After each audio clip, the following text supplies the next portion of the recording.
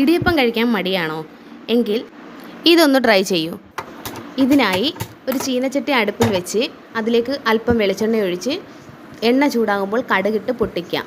അതിനുശേഷം ഒരു സവാള അരിഞ്ഞത്, ഒരു ക്യാരറ്റ് അരിഞ്ഞത്, 2 പച്ചമുളക് അരിഞ്ഞത്, ഒരു കഷ്ണം ഇഞ്ചി അരിഞ്ഞത് ഇവ ചേർത്ത് നന്നായി വഴറ്റുക.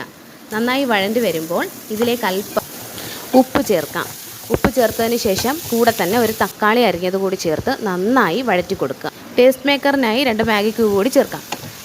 നന്നായി ഇളക്കി മിക്സ് ചെയ്തതിന് ശേഷം കീറി വെച്ചിരിക്കുന്ന ഇടിയപ്പം ഇതിലേക്ക് ചേർക്കാം.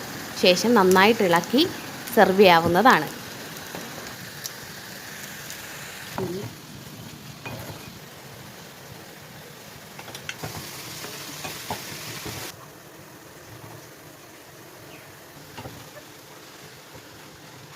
കുട്ടികൾക്കിത് വളരെ ഇഷ്ടപ്പെടും. മസ്റ്റ് ട്രൈ ഐറ്റം ആണേ. Thanks for watching.